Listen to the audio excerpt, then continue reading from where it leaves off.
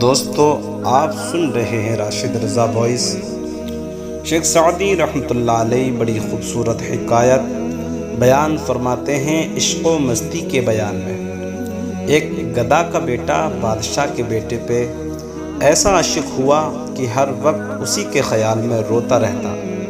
درباریوں کو معلوم ہوا تو انہوں نے اس پر پابندی لگا دی کہ خبردار اس طرف کا رخ بھی کیا تو ماریں گے، ٹانگیں توڑ دیں گے۔ بیچارہ مجبور تھا، باز نہ آیا تو ایک درباری نے اس کے ہاتھ پاؤں توڑ دیے، پھر بھی صبر نہ کر سکا۔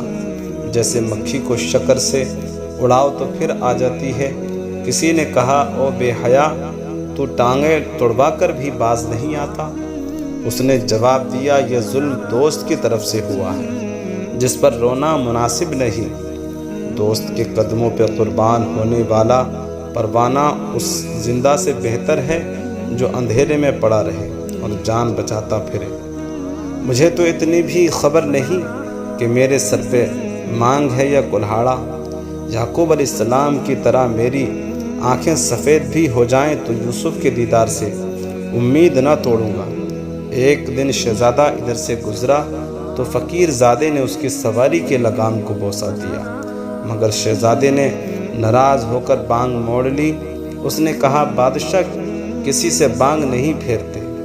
میں اگرچہ عیبدار ہوں مگر میرے گریبان سے تو نہ ہی سر نکالا ہوا ہے، تو مجھے جلا کر راکھ بھی کر دے، چھٹتی نہیں یہ ظالم منہ کی لگی ہوئی۔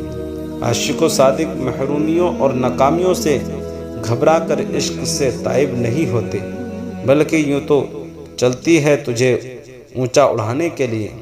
مقصدان بن کر ان کا جذبہ ترقی پذیر ہو جاتا ہے اور سب کچھ سن کر بھی کہتے رہتے ہیں، تو ہو کہ ترش رو مجھے گالی ہزار دے۔ یہ وہ نشہ نہیں جسے ترشی اتار دے۔ حضرت سلطان العارفین رحمۃ اللہ علیہ نے فرمایا ہے، عشقی راہ است ہمیشہ بے سبق عطا کیا ہے آپ نے۔